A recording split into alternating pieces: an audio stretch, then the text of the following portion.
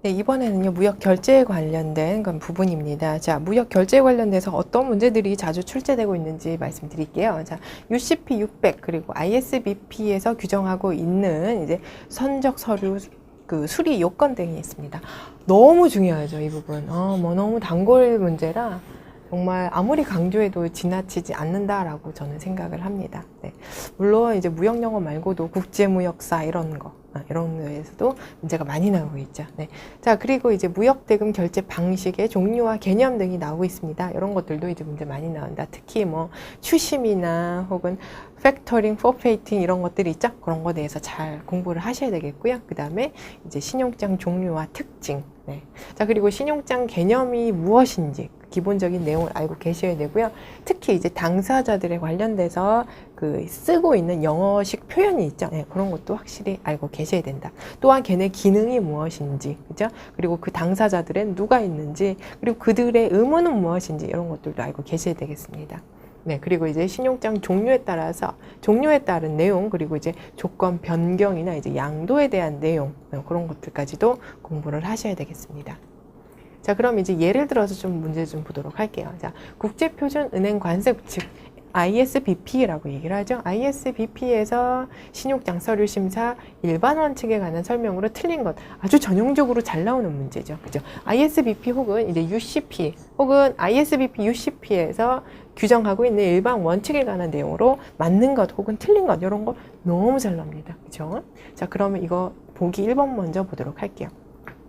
자, 서류상에 널리 인정된 약어를 사용하는 것을 하자로 보지 않는다. 네, 약어 사용 가능합니다. 근데 아무 약어가 아니고요. 자, 누가 봐도 알 수 있는 약어들. 그러니까 여기서 말하는 약어라는 건 약자를 얘기를 합니다. 네, 그렇죠. 전 세계적으로 통용되고 있는 약자는 사용 가능합니다. 네, 그래서 맞습니다. 네, 그다음 두 번째 볼게요. 환화음과 운송 서류, 보험 서류. 네. 기억나십니까? 자, 요거 세 개는요, 네, 무조건 따로 규정을 하지 않더라도 무조건 발행일자는 무조건 표시가 되어 있어야 됩니다. 자, 이런 것들은 신용장에서 환호음 날짜 표시되어야 된다, 혹은 운송서류 날짜 표시되어야 된다, 그런 내용이 없어도 얘네는 일단 발급을 하고, 그 다음 얘네가 효력을 발휘하기 위해서는요, 무조건 날짜가 포함이 되어야 합니다. 그래서 얘네들은 반드시 발행일자가 나타나 있어야 된다? 맞습니다. 만약에 없다? 그러면 그건 안 돼요. 하자. 자, 그 다음에 3번 볼게요. 자, 수익자가 발행하는 서류는 신용장과 동일한 언어로 작성이 되어 있어야 된다. 맞습니다. 이것도 역시 이렇게 규정하고 있고요. 그 다음에 4번 보시면 서류상의 선적 화인은 신용장 조건 이외의 추가 내용을 포함할 수 있다. 이렇게 나오는데요. 자, 일단 선적 화인이라는 게 뭔지 공부하지요. 자, 화인이라는 것은 네, shipping 마크를 얘기를 하죠. 즉 무슨 얘기냐면 실제로 물건 보낼 때 그 물건 겉에다가 써 있는 기호들 같은 거 있죠. 그림이나 표시 이런 것들을 다 shipping 마크라고 얘기를 합니다. 네, 일반적으로 신용장에는요, 네, 따로 요청했을 때 이제 신용장에는요, shipping 마크를 어떻게 표현해 주세요? 뭘 써주세요? 라고 요청을 하게 됩니다. 네. 자, 그러면 기본적으로 신용장 내용에 따라서 shipping 마크도 똑같이 반영을 해야 되는데, 가끔은요, 꼭 그렇지 않은 경우도 있어요. 근데 여기서 말하는 꼭 그렇지 않은 경우에는요, 신용장에 넣어야 되는 내용 말고도, 넣으라고 한 내용 말고, 추가적으로 내용을 이 shipping 마크에 더 넣을 수는 있어요. 네. 불가능한 것은 아닙니다.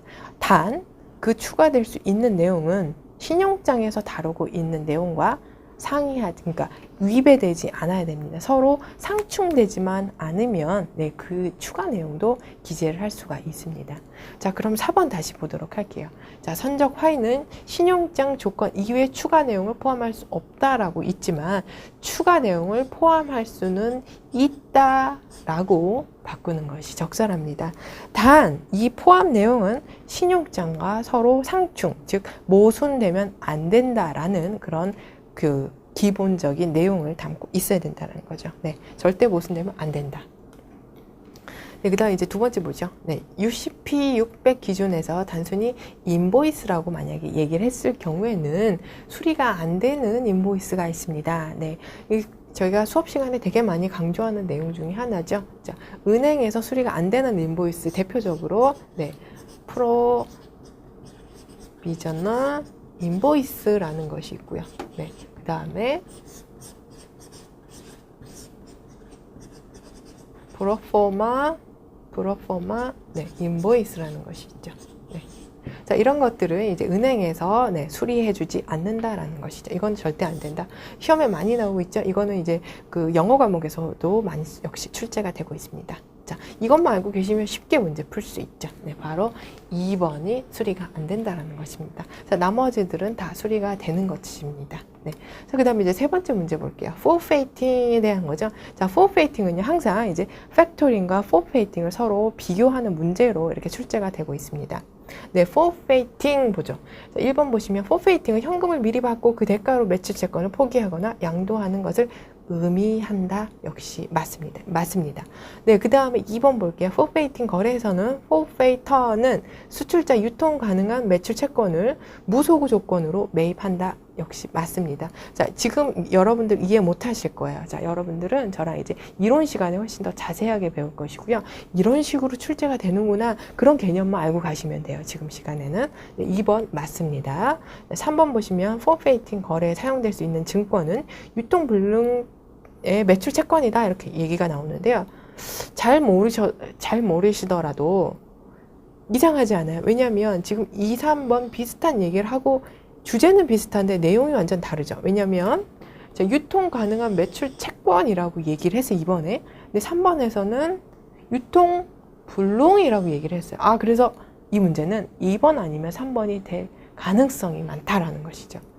결과적으로 말한다면 역시 이 문제는 바로 3번이 틀렸습니다. 유통 불능이 아니고요. 유통 가능한 매출 채권이 맞습니다. 조금 더 세부적으로 얘기한다면 매출 채권은 바로 어음을 포함하는 내용입니다. 네, 어음을 얘기하는 거다.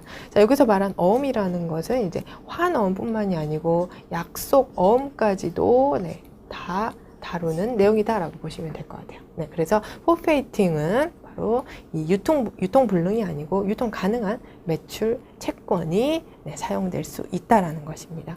네, 그 다음에 4번 보시면 forfeiting 거래 장점은 수출자의 신용위험, 환위험 혹은 비상위험 등을 제거할 수 있다라는 장점이 있다. 뭐 이런 식으로도 문제가 나올 수 있다라는 겁니다. 그래서 이제 팩토링, forfeiting 문제 보시면 서로 비교하는 내용들이 많이 나온다라는 거죠. 그래서 각자 내용을 충실하게 공부하시면 되고요.